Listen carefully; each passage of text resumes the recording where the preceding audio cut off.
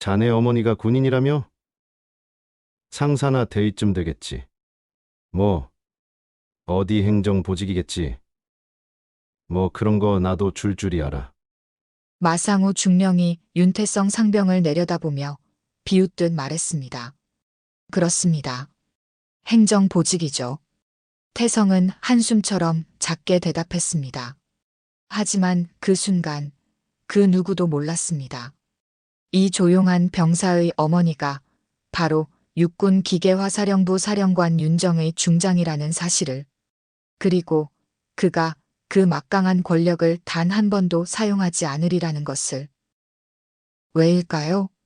오늘 들려드릴 이야기는 한 병사가 세상에서 가장 강력한 무기를 포기하고 진정한 승리를 쟁취한 충격적인 이야기입니다. 동료의 절망적인 자해 시도, 상급자의 은폐와 협박, 그리고 마침내 드러나는 충격적인 반전. 지금부터 여러분은 계급장보다 무거운 비밀을 목격하게 될 것입니다. 제117기계화 보병여단 생활관. 저녁 점호가 끝난 후 대부분의 병사들이 휴대폰을 들여다보거나 떠들썩한 대화를 나누고 있을 때 한 모퉁이에서 홀로 책을 읽고 있는 병사가 있었습니다. 윤태성 상병이었습니다. 야, 태성아. 맨날 책만 봐서 재미있어? 같은 분대 선임이 장난스럽게 물었지만 태성은 여전히 조용한 미소만 지었습니다. 그는 항상 그랬습니다.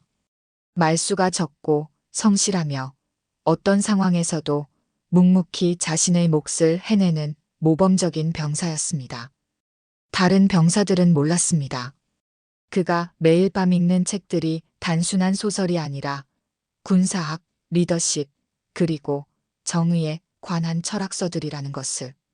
더욱 중요한 것은 그 누구도 윤태성이라는 평범한 병사의 진짜 정체를 알지 못했다는 사실입니다. 이 이른 아침, 태성은 K9 자주포 정비구역에서 묵묵히 자신의 임무를 수행하고 있었습니다. 거대한 포신을 닦아내는 그의 손놀림은 남다른 전문성을 보여주었습니다. 동기들이 힘들어하는 작업도 그에게는 자연스러웠습니다. 태성이 너 진짜 성실하다. 어떻게 저런 식으로 할 수 있지? 포반장 이영채 중사의 말에도 태성은 별다른 반응을 보이지 않았습니다. 그저 자신의 일에 집중할 뿐이었습니다. 점심시간, 태성은 혼자 식당 구석에 앉아 밥을 먹고 있었습니다. 그때 한 후임이 다가와 앉았습니다. 이하준 일병이었습니다. 상병님, 저 궁금한 게 있습니다. 뭐든 말해봐. 상병님은 왜 이렇게 조용하십니까? 다른 사람들처럼 고향 자랑이나 가족 얘기 같은 것도 안 하시고. 태성은 잠시 젓가락을 멈췄습니다. 각자 사연이 있는 거 아닐까? 너도 그렇고 나도 그렇고. 그 말에 하준은 고개를 끄덕였습니다. 며칠 후 마상우 중령이 태성을 개별 면담에 불렀습니다. 자네 어머니가 군인이라며? 상사? 대위쯤 되겠지. 뭐 어디 행정 보직이겠지 뭐. 그런 거 나도 줄줄이 알아. 태성은 한숨처럼 작게 대답했습니다. 그렇습니다. 행정 보직이죠. 태성은 알고 있었습니다. 어머니가 누구보다 높은 자리에 있다는 것을. 하지만 그는 단 한 번도 그 권위에 기대려 하지 않았습니다. 그는 정의를 자신의 발로 서서 지키고 싶었습니다. 어느 목요일 저녁 하준은 떨리는 손으로 휴대폰을 들고 있었습니다. 화면에는 지은 누나라는 이름이 떠 있었지만 목소리는 낯선 남자의 것이었습니다. 이하준 씨죠? 저는 서울대병원 응급실 의료진입니다. 김지은 씨가 교통사고로 현재 중환자실에 계신데. 하준의 얼굴에서 핏기가 사라졌습니다. 휴대폰을 떨어뜨릴 뻔했던 그를 태성이 재빨리 붙잡았습니다.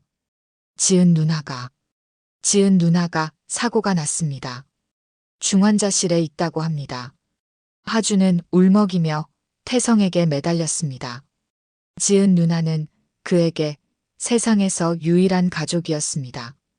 보육원에서 자란 그를 고등학교 졸업 때까지 돌봐준 선생님이었고 지금도 그의 든든한 버팀목이었습니다. 청원휴가 신청해야 해. 당장 중대장님께 말씀드리자. 태성의 말에 하주는 고개를 끄덕였습니다. 다음 날 아침 하주는 떨리는 손으로 청원휴가 신청서를 작성했습니다. 포병중대 사무실. 최인철 대위는 하준의 신청서를 받아보며 난감한 표정을 지었습니다. 하준아, 이 사람이 너의 법적 가족이 맞나? 아닙니다. 하지만 저를 키워주신 분입니다. 저한테는 진짜 눈 하나 다름없습니다. 최인철 대위는 고민했습니다. 인간적으로는 충분히 이해할 수 있었지만 규정상 법적 가족이 아닌 경우 청원휴가 승인이 어려웠습니다. 결국 그는 상급자인 마상우 중령에게 결정을 맡기기로 했습니다. 3대대 대대장실. 마상우 중령은 신청서를 대충 훑어보더니 즉시 도장을 찍었습니다. 빨간 글씨로 불어라고 적힌 도장이었습니다. 법적 가족도 아닌 사람 때문에 휴가를 줄 수는 없다. 규정은 규정이니까. 하지만 중령님, 이 병사에게는 정말 중요한 사람이라서 대위, 감정적으로 판단하면 안 된다. 우리는 군인이고 규정에 따라 움직여야 한다. 마상우 중령의 목소리는 차갑기만 했습니다. 그에게 중요한 것은 완벽한 부대 관리 실적뿐이었습니다. 병사 개개인의 사정은 그저 귀찮은 변수일 뿐이었습니다. 최인철 대위는 마음이 무거웠지만 상급자의 결정을 번복할 수 없었습니다. 결국 하준에게 불어 소식을 전해야 했습니다. 하준아, 미안하다. 상급자 판단으로는. 하준은 그 자리에서 무너져 내렸습니다. 지은 누나가 혼자 중환자실에서 생사를 오가고 있는데 자신은 아무것도 할 수 없다는 절망감이 밀려왔습니다. 그날 밤 하준은 태성을 찾아왔습니다. 상병님, 저 어떻게 해야 할까요? 지은 누나가 깨어나지 못하면 저는 정말 혼자가 되는 겁니다. 태성은 조용히 하준의 어깨를 두드렸습니다. 그의 마음속에서는 무언가가 꿈틀거리고 있었습니다. 이막 컨프런테이션. 그날 밤 새벽 3시 K9 정비창 구석진 창고에서 비명소리가 들려왔습니다. 당직 근무자가 달려가 보니 하준이 면도날로 자신의 손목을 그어 피투성이가 되어 있었습니다. 하준아, 하준아. 응급실로 실려간 하준은 다행히 생명에는 지장이 없었지만 정신적 충격은 심각했습니다. 의무대에서 응급처치를 받으며 계속 중얼거렸습니다. 지은 누나. 지은 누나가 혼자 있습니다. 제가 없이 혼자. 소식을 들은 태성은 즉시 의무대로 달려왔습니다. 붕대에 감긴 하준의 손목을 보며 주먹을 꽉 쥐었습니다. 이 소식은 곧 상급자들에게 전달되었습니다. 마상우 중령은 즉시 회의를 소집했습니다. 이 사건은 절대 외부에 알려지면 안 된다. 우리 부대 평가에 치명적이다. 하지만 중령님, 이미 사단까지 보고가 올라갔습니다만. 그렇다면 사건을 다르게 포장해야 한다. 훈련 중 실수로 인한 부상으로 처리하면 된다. 마상우 중령은 행정보급병 조병우 병장을 불렀습니다. 병장, 이하준 일병의 청원휴가 신청서와 관련 서류들을 모두 폐기해. 하지만 중령님, 이미 처리된 서류입니다만. 명령이다. 애초에 그런 신청이 없었던 것으로 만들어야 한다. 조병우 병장은 마음이 무거웠습니다. 분명히 잘못된 일이었지만 상급자의 명령을 거부할 수 없었습니다. 하지만 그는 서류를 파쇄하면서 이상한 느낌을 받았습니다. 혹시 모를 상황을 대비해 몇 장의 복사본을 몰래 보관했습니다. 한편 태성은 이영채 중사로부터 압박을 받고 있었습니다. 태성아, 너도 알다시피 하준이가 훈련 중에 다친 거다. 감찰이 오면 그렇게 증언해야 한다. 중사님, 그건 거짓말입니다. 거짓말? 부대 전체를 위해서는 필요한 거다. 개인의 감정으로 전체를 위험에 빠뜨릴 수는 없어. 태성은 거짓 진술서를 쓰라는 압박을 받았지만 끝까지 거부했습니다. 그의 신념은 흔들리지 않았습니다. 며칠이 지나도 하준의 상태는 호전되지 않았습니다. 정신과 상담을 받으며 지은 누나를 그리워하는 모습이 안타까웠습니다. 태성은 매일 의무대를 찾아 하준을 위로했지만 근본적인 해결책은 없었습니다. 부대 전체가 침묵 속에서 이 사건을 덮으려 하고 있었습니다. 마상우 중령은 상급자들과의 연락을 통해 사건 무마에 자신만만했습니다. 연대장, 사단장 모두 자신의 편이다. 하지만 태성은 다른 계획을 세우고 있었습니다. 정의는 권력이 아닌 진실로 실현되어야 한다는 신념을 포기하지 않았습니다. 며칠 후 조병우 병장이 태성을 조용히 찾아왔습니다. 태성아, 잠깐만 얘기하자. 둘은 인적이 드문 곳으로 이동했습니다. 조병우 병장은 주변을 살피더니 조용히 서류 봉투를 건넸습니다. 이거 혹시 몰라서 복사해뒀어. 언젠가는 쓰일 것 같더라. 봉투 안에는 하준의 청원휴가 신청서 원본과 마상우 중령의 불허 결정서가 들어있었습니다. 태성은 조병우 병장의 손을 꽉 잡았습니다. 병장님, 감사합니다. 우리가 뭔가 잘못하고 있는 것 같아. 이런 식으로는 안 되는 것 같아. 그날 밤 태성은 고민에 빠졌습니다. 자신의 정체를 밝히면 모든 것이 쉽게 해결될 것입니다. 하지만 그렇게 된다면 자신이 추구하는 진정한 정의가 아닐 것입니다. 결국 그는 결심했습니다.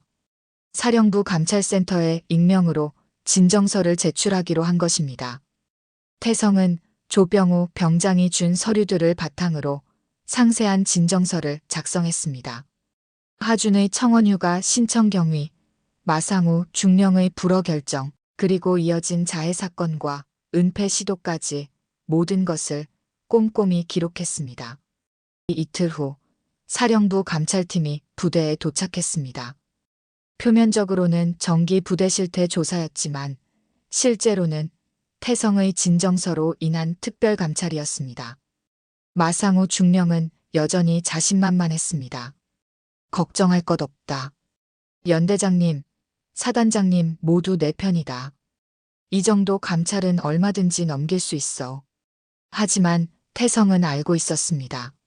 진실은 언젠가 반드시 드러날 것이라는 사실을 말입니다. 감찰팀은 부대 곳곳을 살펴보며 병사들과 개별 면담을 진행했습니다. 대부분의 병사들은 미리 주입받은 대로 아무 일 없었다고 대답했습니다. 하지만 태성은 달랐습니다. 그는 신중하게 진실의 단서들을 제공할 준비를 하고 있었습니다. 감찰관들은 예상보다 꼼꼼하게 조사를 진행했습니다. 단순한 형식적 감찰이 아니라는 것을 느낀 마상우 중령은 조금씩 불안해하기 시작했습니다. 하지만 여전히 자신의 인맥을 믿고 있었습니다. 태성은 조용히 기다렸습니다. 진실이 드러날 그 순간을 말입니다. 감찰 면담이 시작되었습니다. 이영채 중사는 미리 병사들에게 경고했습니다. 너희들 괜한 말했다가 부대 전체가 곤란해진다. 알아서 해. 하지만 태성은 다른 생각을 하고 있었습니다. 감찰관과의 면담에서 그는 조심스럽게 진실을 암시했습니다.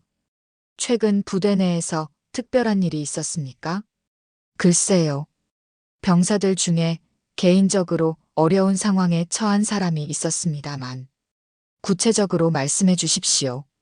태성은 직접적으로 말하지는 않았지만 감찰관이 관심을 가질 만한 단서들을 제공했습니다.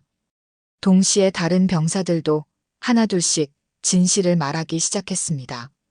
마상우 중령의 압박에도 불구하고 양심의 소리를 무시할 수 없었던 것입니다.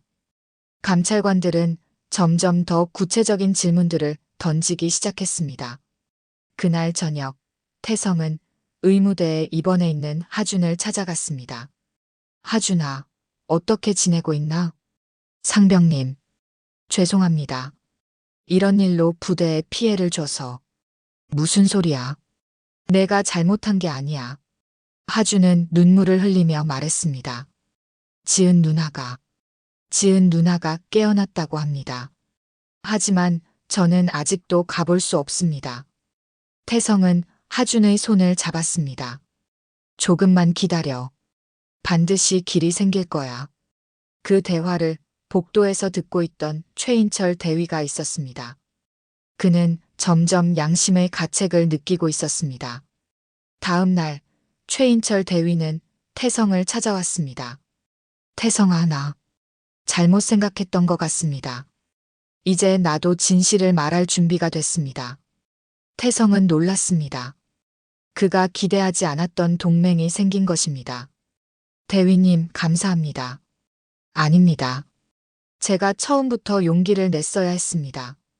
최인철 대위는 그동안 상급자 눈치만 보며 침묵해왔던 자신을 반성했습니다. 이제 더 이상 방관할 수 없다고 결심했습니다. 감찰이 계속되면서 부대 내 분위기도 미묘하게 변하고 있었습니다. 진실을 말하려는 사람들과 여전히 침묵하려는 사람들 사이에 긴장감이 흐르고 있었습니다. 마상우 중령은 상황이 자신에게 불리하게 돌아가고 있음을 느끼기 시작했습니다. 하지만 여전히 자신의 인맥을 믿고 있었습니다. 산막 레졸루션. 감찰 마지막 날. 회의실에서 최인철 대위가 입을 열었습니다. 저는 이하준 일병 사건에 대해 증언하고 싶습니다. 마상우 중령은 놀란 표정을 지었습니다. 대위, 뭔 소리를 하는 거야? 이하준 일병은 법적 가족이 아닌 보호자의 위급 상황으로 청원 휴가를 신청했지만 불허되었고 그로 인해 극심한 정신적 고통을 받아 자해를 시도했습니다. 회의실이 술렁였습니다. 조병우 병장도 용기를 내어 보관해둔 서류들을 제출했습니다. 이것이 원본 서류들입니다. 파쇄하라는 명령을 받았지만 진실을 위해 보관했습니다. 마상우 중령은 분노에 가득 차서 고함쳤습니다.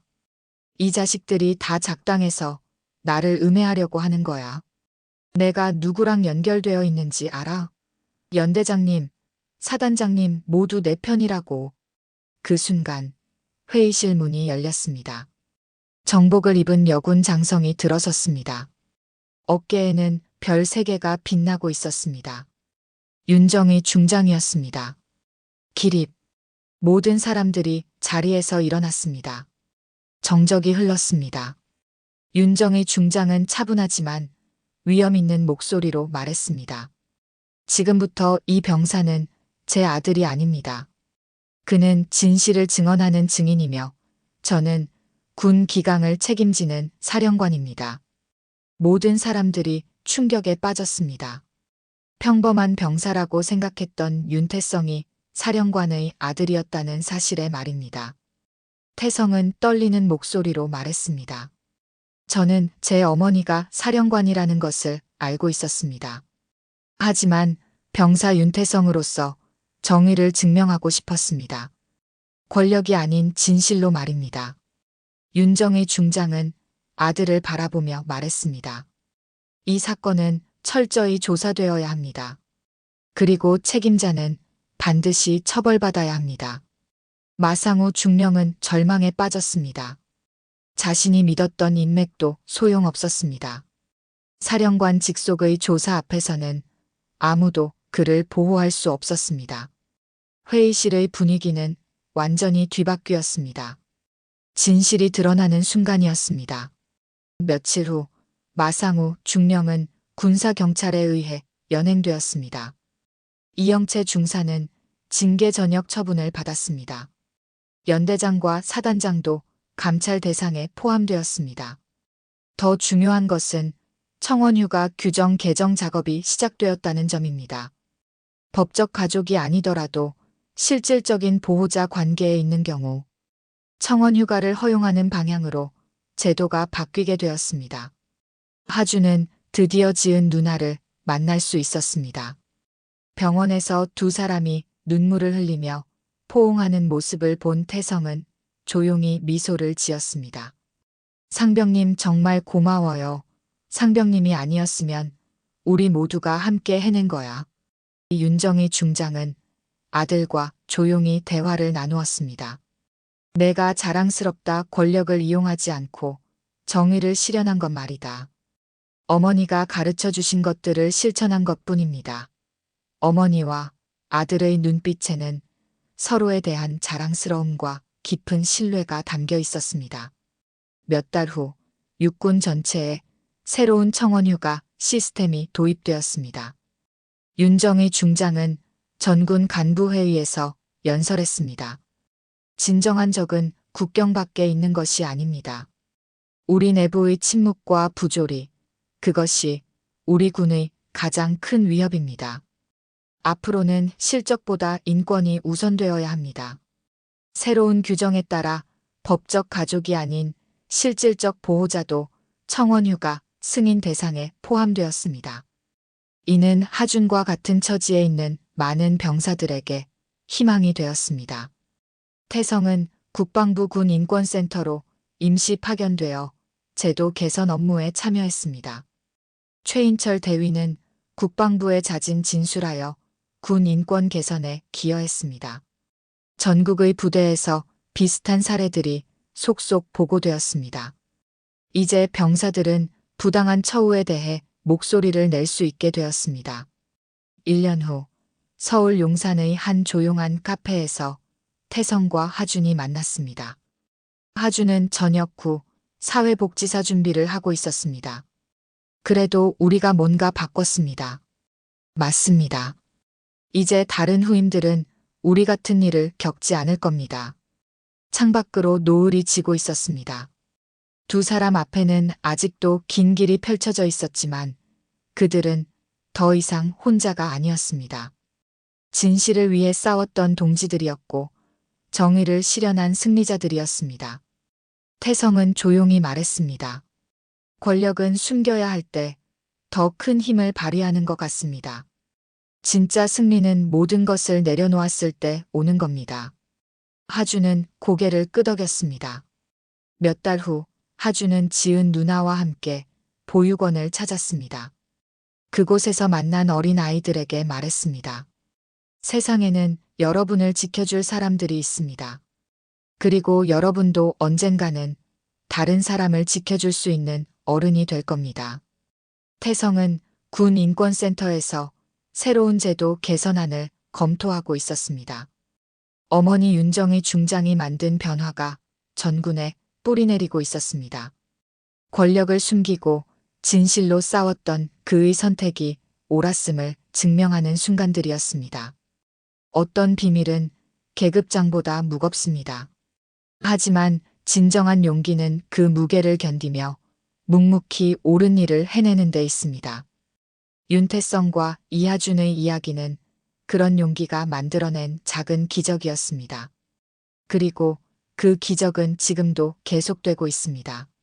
조병우 병장은 용기 있는 행동으로 표창을 받았습니다. 최인철 대위는 비록 늦었지만 진실을 말한 것에 대해 동료들의 존경을 받았습니다. 부대 전체가 변화의 바람을 맞고 있었습니다. 병사들은 이제 부당한 일에 대해 목소리를 낼 수 있다는 희망을 갖게 되었습니다. 마상호 중령의 실적주의 부대 관리는 완전히 무너졌습니다. 대신 병사들의 인권을 존중하는 새로운 문화가 자리 잡기 시작했습니다. 하주는 정신적 치료를 받으며 점차 회복되고 있었습니다. 지은 누나와의 만남이 그에게 큰 힘이 되었습니다. 태성은 여전히 묵묵히 자신의 임무를 수행하고 있었지만 이제 그의 눈빛에는 성취감이 담겨 있었습니다. 권력을 사용하지 않고도 정의를 실현할 수 있다는 것을 증명했기 때문입니다. 부대 내에서 태성을 보는 시선도 달라졌습니다. 사령관의 아들이라는 사실보다는 옳은 일을 위해 싸운 용감한 병사로 기억되고 있었습니다.